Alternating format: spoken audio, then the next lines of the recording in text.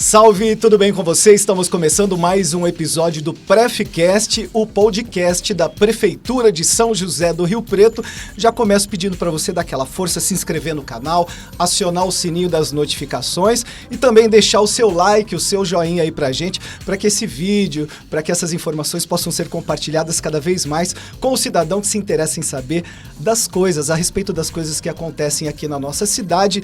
E hoje o nosso bate-papo é sobre água, sobre esgoto. Nosso convidado especial é o superintendente do SEMAI, Nicanor Batista Júnior. Seja bem-vindo, Nicanor. Prazer recebê-lo aqui no Prefcast. Prazer é todo nosso poder estar compartilhando a experiência do SEMAI em água e esgoto com a população. Nicanor, para a gente começar, eu queria que você explicasse. O SEMAI é uma autarquia, né, que presta serviços à população. Para quem não entende direito a diferença, o que é uma empresa pública, uma empresa privada, uma autarquia? O que é o papel do SEMAI como autarquia? A autarquia municipal, ela é diretamente ligada à administração do município, da prefeitura. Ela não tem independência, é apenas a independência administrativa e financeira. Quando você trabalha com uma empresa, a empresa já tem independência, ela tem uma legislação diferenciada. A autarquia, a legislação é pública. E quando você tem a empresa, ela pode ser pública e pode ser privada. E, por exemplo, a Sabesp é uma empresa pública, a Sanesol de Mirassol é uma empresa privada. Isso eu estou falando na área de saneamento. São os modelos que nós temos que fazem a gestão do serviço de saneamento. Outra modalidade, ainda muito utilizada no Brasil, é o departamento de água e esgoto. Então, esse departamento é ligado a alguma secretaria dentro das prefeituras, que, ao meu ver, é o modelo mais antigo e menos eficiente que nós temos. Fala um pouquinho sobre quais são esses serviços prestados pelo SEMAI. Hoje o SEMAI é responsável pelo abastecimento de água, a água que chega na casa de todos os cidadãos riopretenses é de responsabilidade do SEMAI, tanto em quantidade quanto em qualidade. Nós somos responsáveis pela coleta do esgoto, pelo afastamento e pelo tratamento do esgoto. Nós emprestamos a água da natureza, tratamos essa água, distribuímos, o cidadão utiliza ela e devolve ela na forma de esgoto. Nós recolhemos esse esgoto, levamos ele até a estação de tratamento, esse esgoto é tratado e só então, com 95% de pureza, ele é devolvido ao Rio Preto. Então a gente empresta e devolve bem tratado, para que as outras populações que estão abaixo da cidade de Rio Preto possam utilizar essa água novamente.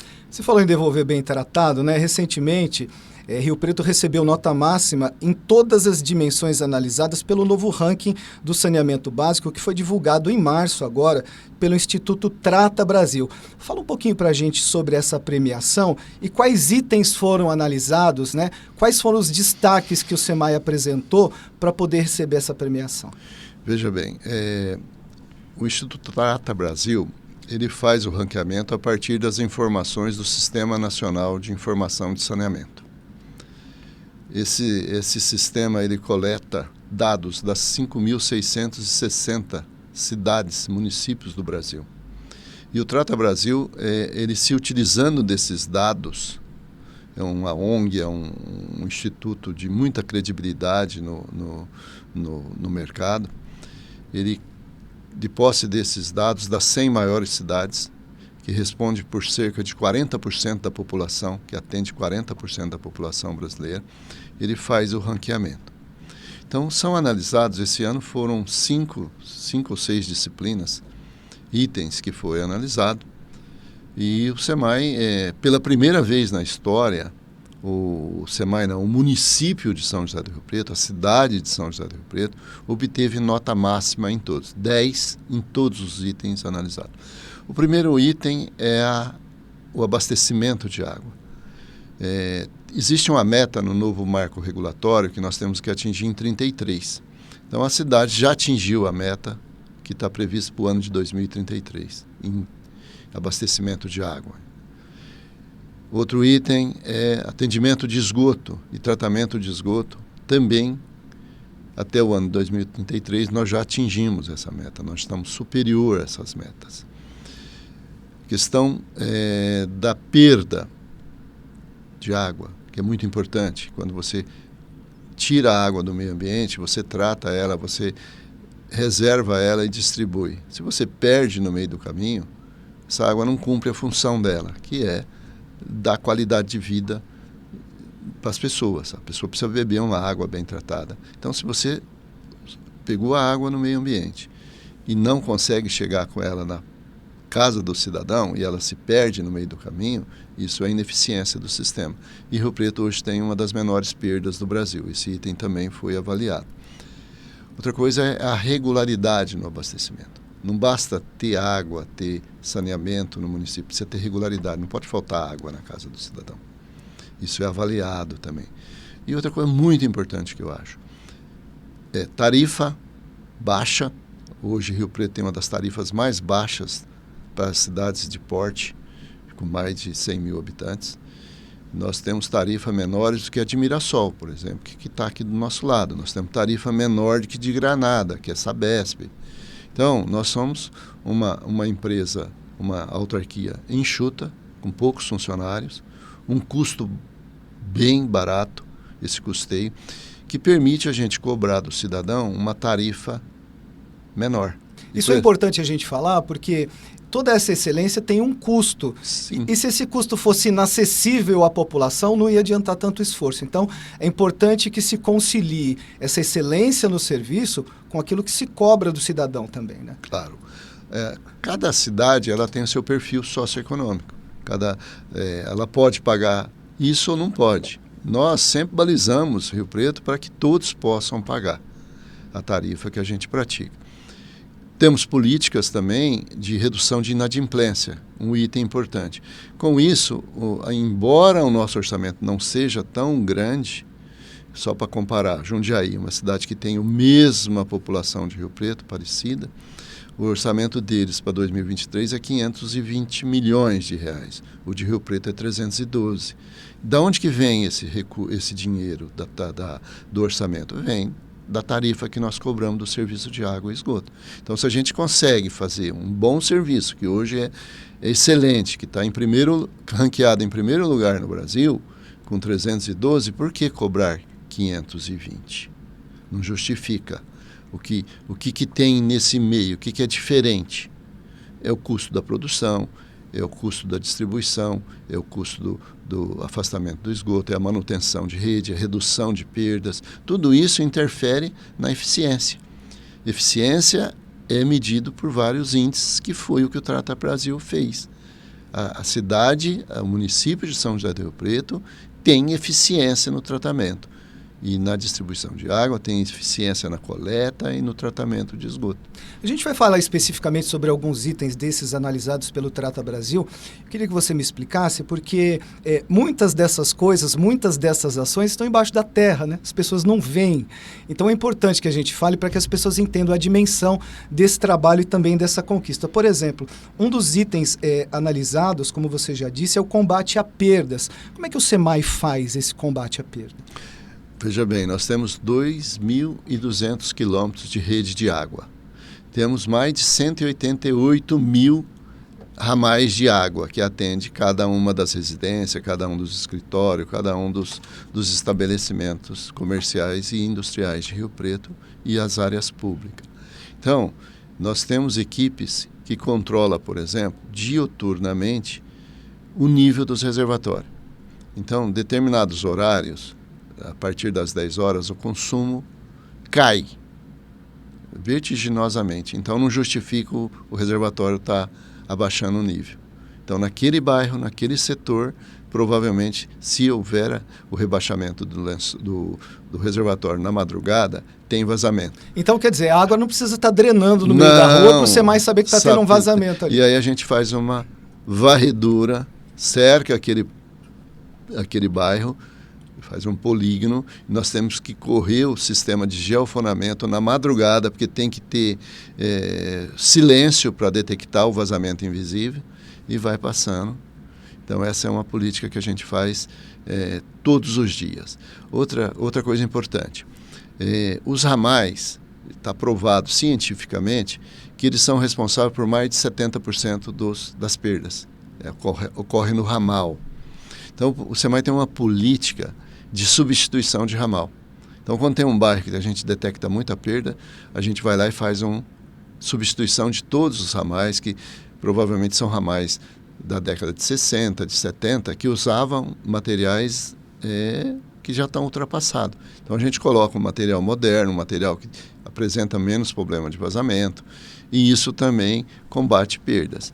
E outra coisa importante são as perdas comerciais, que é o que não se mede. Explica um pouquinho para a gente o que são essas perdas comerciais. Perdas comerciais são aquelas perdas que a pessoa recebe a água, mas ela não é medida. E tem, por vários motivos. Primeiro, por um equipamento ineficiente, um equipamento com mais de 5, 6 anos de uso, ele começa a apresentar deficiência na medição. Segundo, equipamentos com pouca sensibilidade. Quanto maior a sensibilidade na medição, maior vai ser o volume medido. Determinados aparelhos não medem determinada vazão. Ela é muito pequenininha, então ele não mede. Então é uma perda comercial. A água chega no consumidor. Ele utiliza essa água, mas não é medida. Então a gente moderniza o nosso parque de hidrômetros e faz substituição a cada 5, 6 anos. Nós substituímos todos os hidrômetros da cidade. E, por fim, é o combate à fraude. Infelizmente, a gente tem a ocorrência de fraude. O cidadão acha que vai levar vantagem e comete a fraude, mas a gente detecta isso nas medições, na avaliação de quantas pessoas residem naquele imóvel. Hoje com os dados do IBGE, com os dados cruzamos com a CPFL, se ele tem um consumo alto de energia, porque tem mais gente morando na casa. Então, ele não pode ter um consumo mínimo de água. Então, aí é feita uma varredura e a gente detecta onde que estão as fraudes, o famoso gato. O que acontece quando a gente detecta? É aplicada uma multa e que faz uma cobrança, faz a medição por mais 3 meses da normalidade e cobra retroativo por 5 anos. Isso, eu já vi casos que chegou a R$15 mil. Isso inibe, né? Inibe, é uma ação de força, a gente não quer fazer isso. Mas se o cidadão está fazendo a fraude, a gente vai combater ela, vai conseguir detectar ela, comprovar ela com documentos, com fotografia, e normalmente a gente chama a polícia e denuncia o cidadão. Uma outra coisa importante também, um outro grande desafio nesse processo todo, nesses itens analisados, é com relação ao esgoto, né? O tratamento de esgoto. O que mudou nessa área desde a criação do SEMAI? Como é que foi percorrer esse caminho até chegar a essa excelência com relação ao tratamento de esgoto? Na década de 90, eu me lembro que eu fazia parte de um grupo e o grande desafio da cidade, primeiro que faltava água e a água não tinha uma qualidade adequada. E o segundo maior desafio era tratar o esgoto. As cidades do porte de Rio Preto, na época, já estavam fazendo o tratamento de esgoto, já estavam construindo as suas estações de tratamento. Ribeirão Preto, por exemplo, construiu no final dos anos 90. 99, 2000, foi construída a ET Ribeirão Preto. E a gente estava ficando para trás. Araraquara já tinha tratamento, São Carlos também é a mesma época de Rio Preto, Campinas já tinha tratamento. Então a gente percebia que as cidades que não tinham tratamento, elas aumentavam determinados tipos de doenças, principalmente aquelas que acometem crianças e idosos. Porque a falta de saneamento, a falta de tratamento de esgoto, ela é um fator... Tem impacto direto na saúde. Impacto direto na saúde. Então, aquele grupo que estudou essa situação, a gente sugeriu que os prefeitos da época fizessem o tratamento de esgoto. Mas você sabe, você falou uma coisa de enterrar cano. O que está por baixo do chão, a maioria da população não percebe, ela não é tangível, não é visível. Então, isso muitas vezes não traz impacto político, não traz voto. Então, nós ficamos aí década de 90, cobrando das administrações que deveríamos enfrentar a questão do tratamento de esgoto, que exigia um grande investimento. Foi feito um estudo pela USP de São Carlos e mostrou que precisaria de um grande investimento para fazer. Nós tínhamos, na época, só 3% de esgoto tratado na cidade.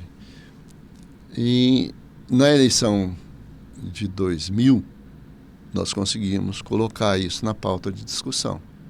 Então, isso foi tratamento de esgoto foi discutido muito naquele processo de sucessão.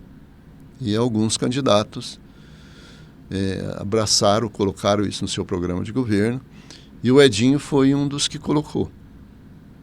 E então, logo ele entrou, nós tínhamos aqui uma empresa que fazia uma permissão precária, a Novacom, e ela abandonou o serviço.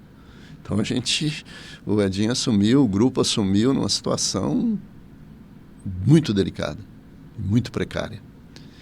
Não tinha orçamento, não tinha equipe, não tinha nada. Ele manda um projeto para a Câmara. Em agosto de 2001, ou seja, com 8 meses de governo, conseguiu-se criar o SEMAI.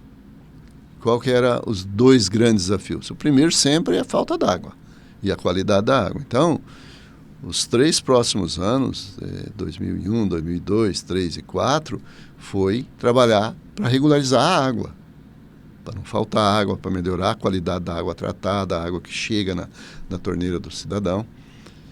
E na segunda gestão dele, já em 2005, volta o debate do tratamento. Mas nessa época já aconteceu um fato interessante.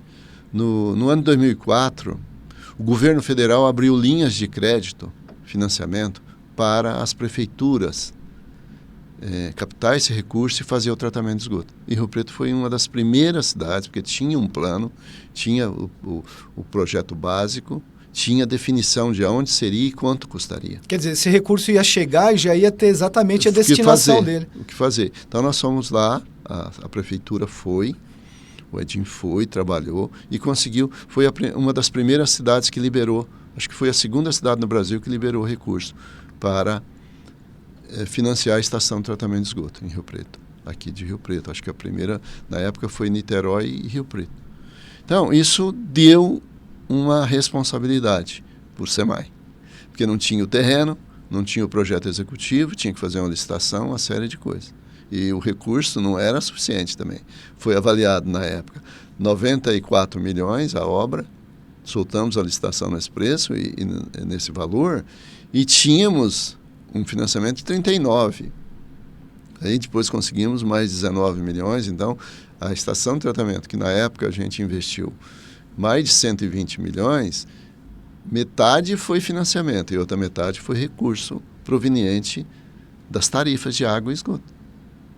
Que aí foi um tempo, 3, 4 anos de economia, de trabalho árduo, compramos o terreno, fizemos o projeto, fizemos licitação, uma licitação difícil, demorada, muito recurso judicial, porque sempre tem uma obra grande, tem muitos interessados e o pessoal briga até o último momento.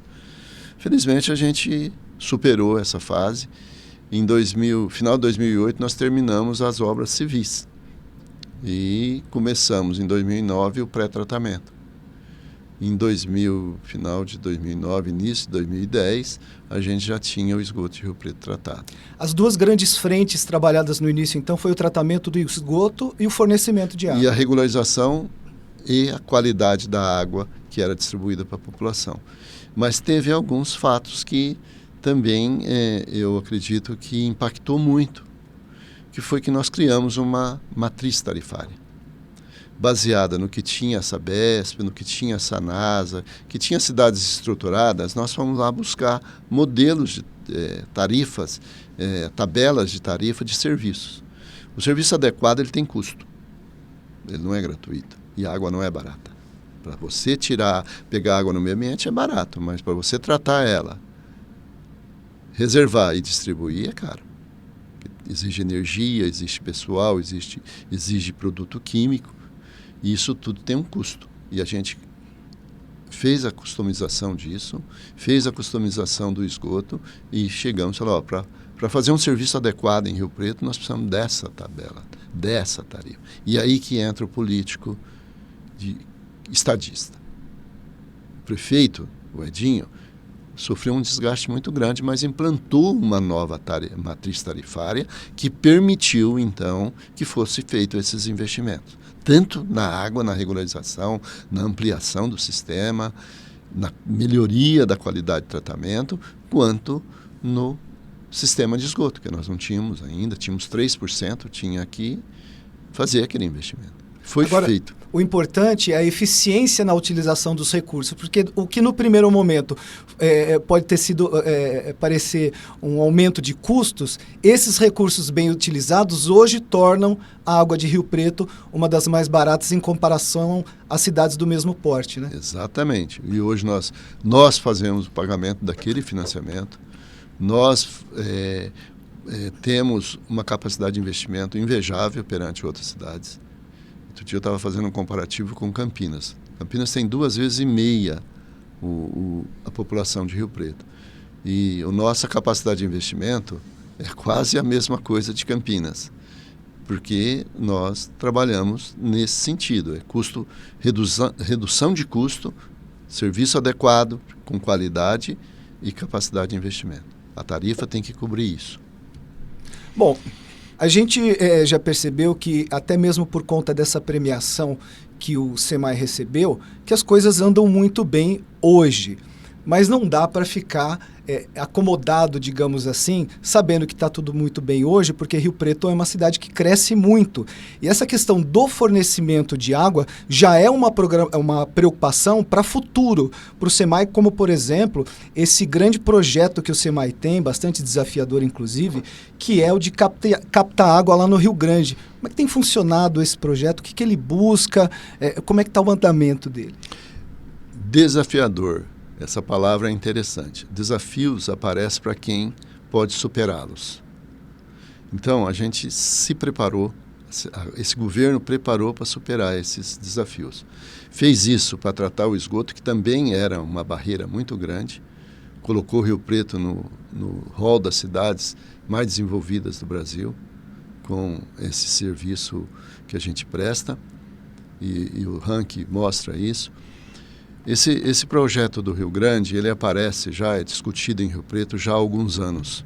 Desde 2008, quando a gente fez o Plano Municipal de Abastecimento de Água, a gente tem um plano para médio e longo prazo. A gente mostrava que a partir do ano de 2025 até o ano de 2035, a disponibilidade hídrica de água, tanto do aquífero superficial, que é o Rio Preto, quanto do aquífero Bauru, quanto do aquífero Guarani, estaria no limite. E isso deve ocorrer aí por volta do ano de 2030. Ou seja, a partir daí, a população cresce, o consumo chega num patamar que esses aquíferos que nós temos, essa disponibilidade, não será mais suficiente. O que tem que fazer? A cidade para. Os órgãos ambientais, os órgãos de controle não permitem mais novos loteamentos, novos empreendimentos, adensamento. Então, você engessa a cidade se não tiver água. Bom, a gente fala de um futuro, mas não é um futuro tão distante. 2030 tá 10 anos aí. Então,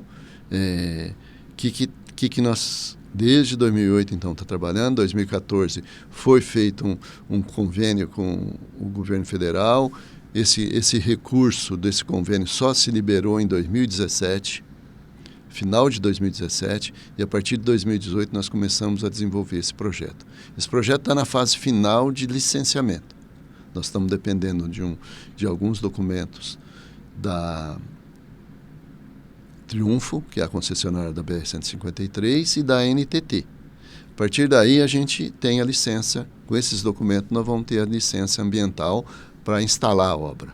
Então vai estar tudo pronto para fazer o processo licitatório, que aí tem várias modalidades que não cabe aqui a gente discutir. Mas o que nós temos feito para pensar nesse desafio? Porque o grande desafio é o desafio econômico, o desafio financeiro, porque a parte da engenharia, a parte da viabilidade técnica, isso está tudo previsto no projeto executivo. O que nós precisamos é recurso para fazer frente a um projeto desse. E como que deve ser feito isso? Tem várias formas, mas uma coisa que a gente tem feito é estudar qual vai ser o impacto disso no bolso do cidadão. Como fizemos lá atrás, quando foi feito o sistema de tratamento de esgoto. Também o cidadão... Também foi uma obra grandiosa. Grandiosa para a época. Na época se falava em 400 milhões. Se eu pensar que isso era 25 anos atrás, 400 milhões naquela época é tanto quanto um bilhão e meio hoje. Não é diferente esse número. E nós conseguimos fazer tudo isso, estamos nessa situação, e provavelmente daqui 20 anos nós vamos ter feito esse projeto do Rio Grande, a população vai ter, de forma tranquila, pago esse financiamento, pago esse projeto, e a gente vai ter uma cidade muito mais sustentável, que vai estar preparada para competir com outras. Água é a commodity do futuro. Cidades que tiverem água vão estar na frente, vão atrair indústria, vão atrair emprego, vão atrair investimentos, vão ter geração de emprego e de renda, que é o que dá sustentabilidade econômica. A sustentabilidade técnica nós já estamos viabilizando. Agora o próximo passo é a sustentabilidade econômica e pôr o projeto em pé, porque Rio Preto vai precisar desse projeto no médio prazo. Como cuidar da qualidade dessa água toda, Nicandor? Porque a qualidade também foi um dos itens importantes analisados nessa premiação e está muito ligado com a questão da saúde, também coisas que a gente já falou aqui. Sim. Como é que o SEMAI cuida da qualidade da água? Veja bem, nós temos uma parte da nossa água que é captada na represa municipal. Hoje, quase toda a bacia do Rio Preto que chega no lago, nos 3 lagos, estão em perímetro urbano. Já tem construção. E aonde que você tem o perímetro urbano chegando, também chega a poluição. Chega a redução de vazão, de infiltração. Tem uma série de coisas que acontecem. Então, hoje, primeiro, temos um programa permanente de limpeza da represa. A represa ela é cuidada todos os dias, tem o barquinho lá que fica, o nosso pessoal cuida. Entrou sujeira, a gente está tirando, e tira muita sujeira, essa que fica sobrenadante. Mas a nossa água, quando a gente capta, é uma água bruta, é uma água turva, ela tem material sólido em suspensão. Então isso entra numa estação. E essa estação nossa, recentemente, ela foi modernizada e ampliada. Ela é uma estação que a planta inicial é da década de 50. Nós estamos falando de uma coisa que aconteceu em 70 anos atrás. Hoje, com essa modernização, nós temos uma estação de ponta. O que é essa modernização? Para as pessoas entenderem. O que ela faz hoje que não fazia antes? O método de tratamento mudou totalmente. Antes a gente usava o aerador, que era uma forma de aerar, melhorar o oxigênio na água. Hoje não é mais. O aerador virou uma fonte luminosa, entendeu? Então mudou isso daí. Então nós modernizamos esse sistema, foram construídos outros tanques. Hoje nós tratamos o lodo gerado na estação. Antes esse lodo não era tratado, ele era lançado no corpo d'água. Então uma série de coisas, sistema de cloração, de fluoretação, reformamos todos os tanques, tinha perdas muito grande lá por vazamento. Era uma obra que de 50, você imagina, ela vai se deteriorando com o tempo. Então, a água da ETA, que é a água superficial que mais nos preocupa em questão de tratamento, ela é muito bem tratada. Então, quando você olha a água que entra e a água que sai, atende todos os parâmetros de tratabilidade que é definido numa portaria do Ministério da Saúde. Nós atendemos essa portaria, todo mês nós temos que mandar os ensaios de laboratório, tanto da água bruta, quanto da água em tratamento, quanto da água tratada e, mais importante, da água distribuída. São feitas coletas diariamente em todos os bairros, na casa, no cavalete do usuário. Tem uma torneirinha lá, o nosso coletor não avisa ninguém, vai lá, tira a água, cadastra o endereço certinho de quem que foi que coletou. Então a gente tem como está essa água todo dia em todos os bairros de E Rio testando Preto. não só na saída, como na chegada, né? No Também. produto final. Você tem que Porque a água que o consumidor recebe pode ter sofrido alguma interferência nesse caminho. Exatamente, porque você tem toda uma rede são 2.500 quilômetros, 2.200 quilômetros. Então pode ter problema de infiltração nessa rede. Então nós temos que controlar desde a produção, reservação e distribuição. E tem que ser lá no hidrômetro do usuário. Então, às vezes o usuário reclama, a água está com muito branca. Quando fica mais clara a água, são bolhas, e tem cloro. Então o cloro dá essa sensação. Mas depois de um certo tempo ele volatiliza, sai, mas ele levou a sanidade, a água sã dentro da casa do cidadão. Então o cidadão pode usar aquela água que ele está usando uma água de excelente qualidade. E, Canoli, a gente já vai chegando ao final aqui do nosso bate-papo, mas eu me lembro que quando a gente começou, eu te perguntei assim, o que faz o SEMAI? A primeira coisa que você falou assim, o SEMAI capta a água da natureza. Essa é uma preocupação importante também, né? Sim. De a gente cuidar dessa natureza, porque é onde a gente vai buscar o nosso recurso, né? Exatamente. Qual é a preocupação? Quais são as ações do SEMAI para essa questão da sustentabilidade? Veja bem, primeiro cuidar das nossas nascentes. Hoje o SEMAI tem um programa de reflorestamento e cuidar das nascentes. Chama Plantando Água. Parece estranho o nome do programa, né? Porque a gente, na realidade, planta a árvore. Mas quando a gente planta a árvore, a gente colhe água. A árvore é um grande produtor de água e protetor das nossas nascentes. Nós temos programa de educação nas escolas. Fazemos um programa... Também, toda semana, tem uma escola visitando, ou a gente visitando a escola, ou levando os alunos até o sistema para conscientizar do uso racional da água. Cuidamos da represa, cuidamos dos nossos poços. E depois, a gente sabe que esse é um processo de emprestar a água da natureza, porque essa água é da natureza. Nós emprestamos essa água, coletamos essa água, distribuímos, depois nós vamos lá. O cidadão, quando usa a água, de alguma maneira, ele suja a água. Esse é o termo. Você toma banho, você vai usar o sabão, o shampoo, a água vai sair cheia de espuma. Essa água vai para o esgoto. Quando você lava os pratos, as panelas na pia, sai com gordura, sai com restos de alimento e vai para o esgoto. Quando você dá uma descarga, todo o seu xixi, cocô vai para o esgoto. Tudo isso são detritos que criam um efluente contaminado. Um ambiente que não pode ser devolvido para a natureza dessa forma. Então a gente coleta isso na casa do cidadão, coletar mesmo, porque tem um ramal de esgoto que pega o esgoto que o cidadão produz na casa dele, é canalizado pelas ruas e leva para os interceptores e chega até a estação. Não lança esse esgoto in natura nos corpos d'água, nas baixadas, não tem mais isso. Quando ocorre, a gente corre atrás, soluciona o problema, leva lá na estação e por 24 horas esse efluente fica sendo tratado em várias etapas.